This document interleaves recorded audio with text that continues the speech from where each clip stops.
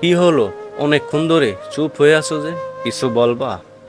ওই শোনো, আমি তোমাকে ভালোবাসি এটা সত্যি, কিন্তু বিয়ের পরে তোমার মাকে নিয়ে একসাথে থাকতে পারবো না।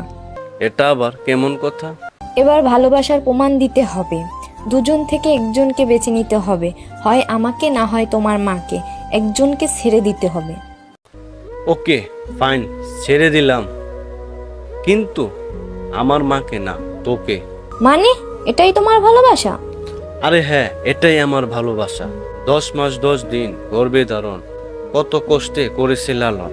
মাটিতে রাখতো নামায় পিঁপড়ে কামড়াবে বলে, মাথায় রাখতো নামায় উকুনে কামড়াবে বলে, আমার চোখে কখনো পানি আসতে দেয়নি।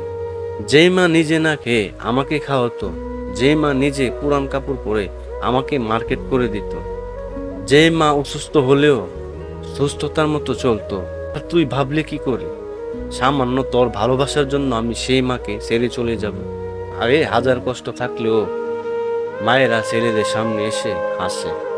কোথায় আছে না, চোখ থাকতে চোখের মূল্য নেন, না হয় অন্ধ হয়ে যাবেন। ঠিক তেমন মা থাকতে মায়ের মূল্য নেন, না হয় অসহায় হয়ে যাবে। তাই আমি আমার মাকে অনেক বেশি ভালোবাসতে চাই।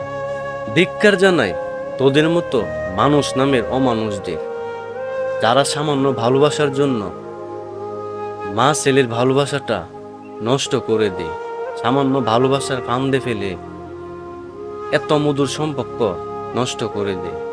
বিজ্ঞান বলছে একটা বাচ্চা হওয়ার প্রসব এতটা কষ্ট হয়, একসাথে 700টি হাড় ভাঙলে যতটা কষ্ট, তার চাইতেও বেশি কষ্ট হয় একটা সন্তান প্রসব করার সময়।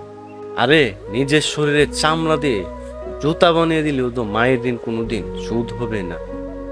আর তোর এই সামান্য ভালোবাসার জন্য আমি আমার মাকে ছেড়ে চলে যাব?